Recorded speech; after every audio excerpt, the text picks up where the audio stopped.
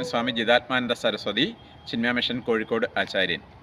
ചിന്മയ മിഷൻ്റെ 75-ാം വർഷം ആഘോഷിക്കുന്ന ഈ സന്ദർഭത്തിൽ ഗുരുദേവൻ ആദ്യമായിട്ട് ജ്ഞാനയജ്ഞം നടത്തിയ പൂനെയിൽ നിന്നും ഒരു അമൃതയാത്ര ഭാരതം മുഴുവൻ സഞ്ചരിച്ചുകൊണ്ടിരിക്കുകയാണ്. ഈ യാത്ര ഒക്ടോബർ മാസം 23-ാം തീയതി ഡൽഹിയിൽ സമാപിക്കുന്നതാണ്.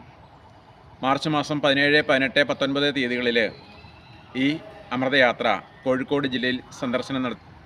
മാർച്ച് 17-ാം തീയതി വൈകുന്നേരം തൊണ്ടയാട് ചിന്മയാഞ്ജലി ഓഡിറ്റോറിയത്തിൽ ആരംഭിക്കുന്ന സ്വീകരണ സമ്മേളനത്തിലേക്ക് എല്ലാ സജ്ജനങ്ങളെയും സാദരം ക്ഷണിച്ചുകൊള്ളുന്നു.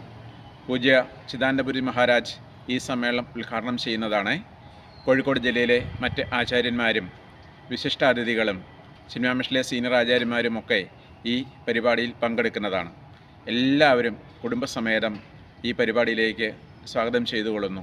മറക്കരുത്. മാർച്ച് 17-ാം തീയതി ചൊവ്വാഴ്ച വൈകുന്നേരം 4:30 തൊണ്ടയാട് ചിന്മയാഞ്ജലി ഓഡിറ്റോറിയം. ഹരി ഓം. നമസ്കാരം.